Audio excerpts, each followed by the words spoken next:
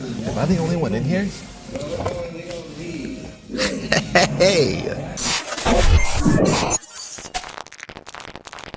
Hey y'all! You're probably wondering why I'm not in my office right now, in my studio with my green screen and all the fancy equipment that I got. Well, it's probably because we're gonna be doing something a little different today. We're gonna be seeing a movie. Obviously I'm not gonna take you into the movie with me.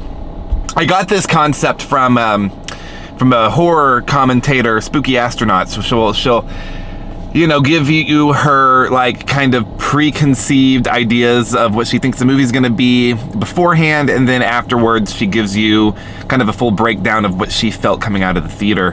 Highly recommend her channel, she's great. Another really good one is Possessed by Horror. They work together sometimes, they're awesome, both of them. I am doing nothing but horror this season. Now, the only exception is when I go see a movie that I wanna review.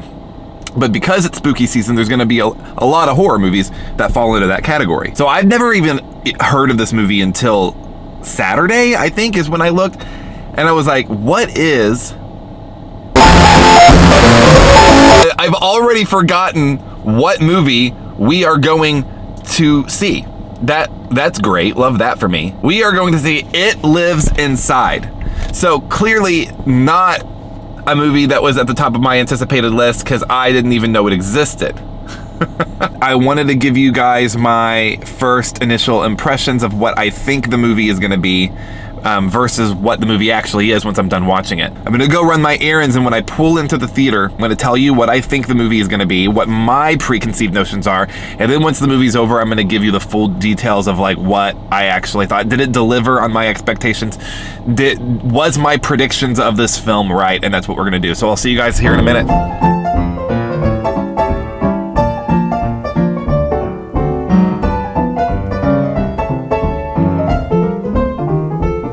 Got my errands did, and we are here at the AMC theater in my town. So let's talk about this. The film It Lives Inside seems like it's going to be one of those horror movies with a social commentary. Now, this usually raises red flags for a lot of people who are like anti-woke. I think what it really comes down to for me is the experience authentic or not. I said in my ranking summer videos that I'm not a big fan of forced diversity, and I don't want people to get the wrong idea. I am a very strong advocate for diversity, but it needs to be authentic and it needs to be real. It should not be something that you just throw together because it's currently popular and trendy. When you go to see a movie about another culture, you need to walk out of that film knowing something about that culture that you didn't know before. And that's what I'm really hoping I get from this film, because it is a film about Indian culture, something I don't know a lot about. And so for me personally, I feel like this is a great opportunity for me to learn something about a culture I don't know that much about. The story about a woman who is rejecting her Indian culture and then ends up dealing with this entity. I have high expectations just based on that plot, and I really hope that I don't get let down. The movie itself holds a Rotten Tomato score of 61% from the critics. And you know, I don't normally listen to the critics, even though I am an aspiring one. I don't tend to listen to other critics because I just, we all know. But it has a 53% audience score, and I usually listen to audience scores more. So I'm really curious what it is that audiences didn't particularly care for. I'd like to dig deeper into that, but I kind of want to go into this as blind as I can. The only trailer I've seen was a teaser, because I thought the theatrical trailer would give too much away. Based on the trailer, though, it does seem like it's going to rely a lot on jump scares. So those are my predictions. One, my prediction is that it's going to rely a lot on jump scares.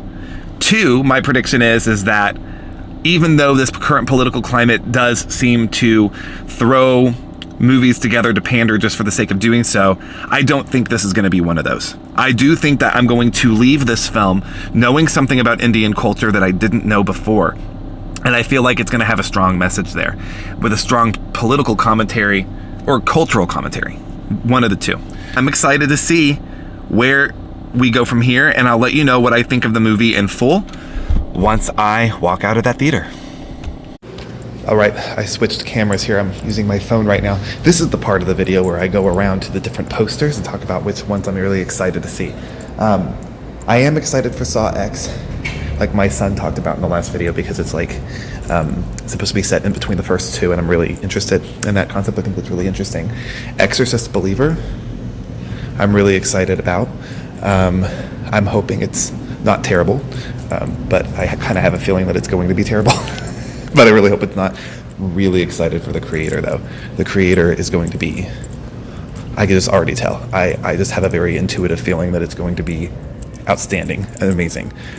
So, and it's coming out soon, so you'll get my reaction on it. But we're walking into the theater room now, and I'll let you know how it lives inside. Holds up to my preconceived notions going in. Am I the only one in here? Hey, score. All right, let's get started. I'll let you know how it is when it's done. Wow. So first of all, I'm going to be driving and filming at the same time. Don't judge me, but I have a chiropractic appointment. Let's talk. Brilliant. Oh my goodness, I was not expecting that. I didn't really know what to expect. I wasn't expecting that. Well, first of all, let's talk about my predictions. Let's just do that first. I predicted two main things here. I was right about one and wrong about the other. Let's talk about the prediction that I had, that it was going to be reliant on jump scares, and that it was going to be kind of just like your traditional horror movie in that regard. I was very wrong. I was very wrong about that. It took pages right out of Hitchcock's book in terms of less is more. And it's just so cool how they did this design and how they led up to it. It was really great. And no, not jump scares, real actual eeriness, creepiness, getting under your skin type horror.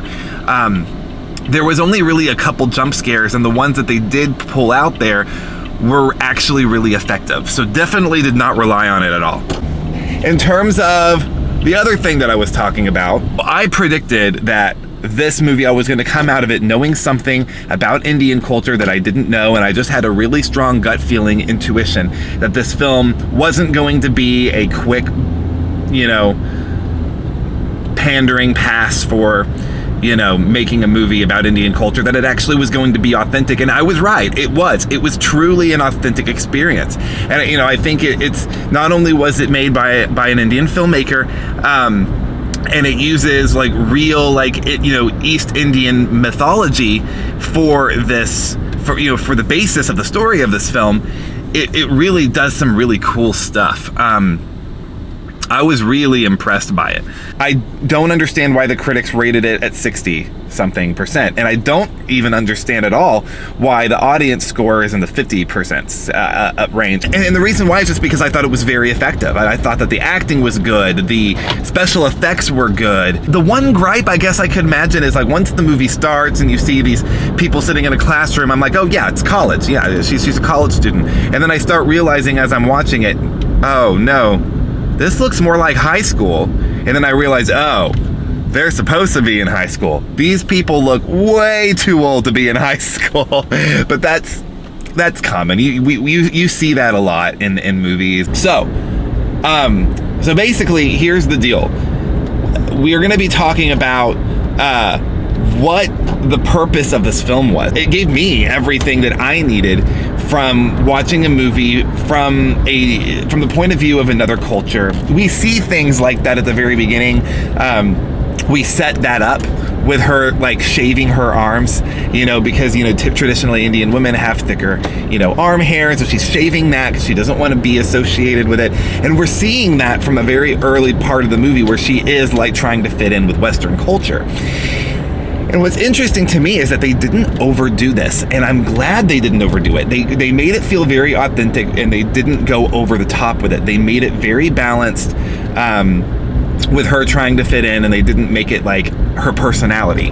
They made this character very dynamic in what she was going through and what she was feeling. Her intentions were very clear, and the intentions of the filmmaker himself was very clear.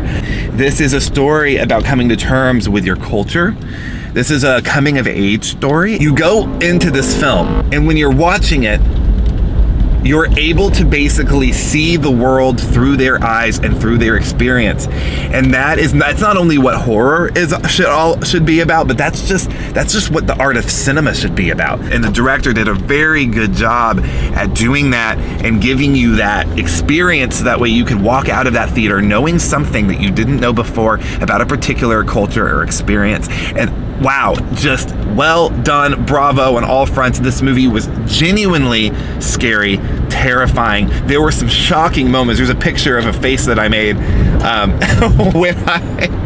when there's one particular thing happened in this movie that I was shocked and not expecting and didn't see coming. And it really just like they do, oh my gosh, so many twists, not twists. I wouldn't say there were any twists, but I would say that there were literal twists and turns in terms of people's being thrown around like rag dolls in a way. It's like, oh my God, this is brutal.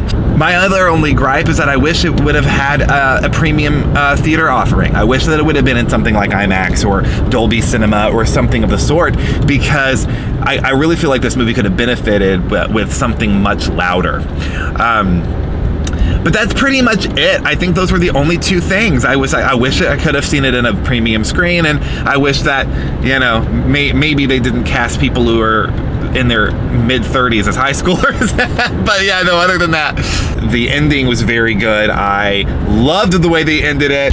The final frame was brilliant. It was perfect. There was, oh my God. I am going to see it again this weekend with my husband, and so after watching it a second time, I may have more to say. I'll actually, since I would have seen it, I'd be able to have, you know, my phone out and be able to take notes about maybe things that I might want to say in a full review. So, hey, maybe a full review will come. But as of right now, this is where we're at. I think that my takeaway is that it was way better than I was expecting it to be. I was right about one prediction, not so right about another. And then I think that's it. Hell yeah. All right, guys. Thanks so much for coming to the movies with me. I'll be back in my studio for the next video. All right, guys. Have a good one.